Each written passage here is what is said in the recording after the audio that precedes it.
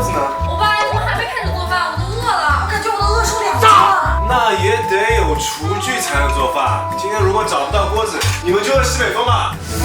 哎，他不是有电饭煲呢？欧巴，你不会没法用电饭煲做美食吧？那怎么可能？我不光能让你们吃饱，我还能用电饭煲给你们做甜品。那还用什么锅子啊？你今天就用这个电饭煲吧。如果你今天用电饭煲帮我们喂饱，我们就帮你找锅子，并且顺便搞几条河豚给你做食材，怎么样？好，说话算话。用电饭煲到底能不能给同事们做一个又能吃饱又有甜品的美食呢？大家看下去吧。五彩焖饭。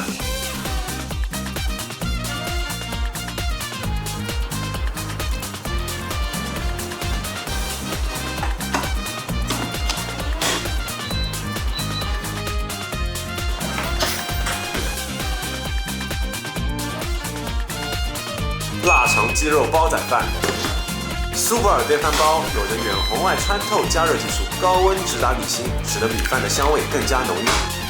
电饭煲蜜汁鸡翅，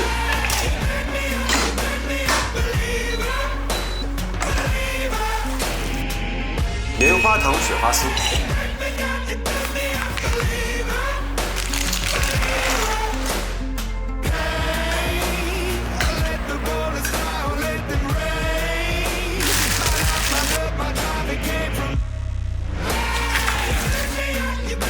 来尝尝电饭煲美食。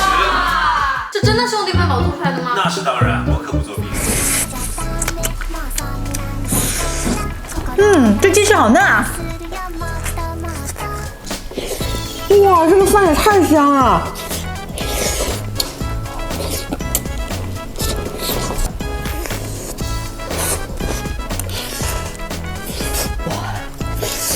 都吃饱了吧？快快，我的锅子呢？河豚呢？欧巴，你都能用电饭煲让我们吃饱了，还在乎一个锅子吗？就是锅子都是给弱者用的，强者都是用电饭煲做的。那个河豚的话，过来。好啊，开始耍赖了啦！不给我买锅子，河豚也不给，明天不来了。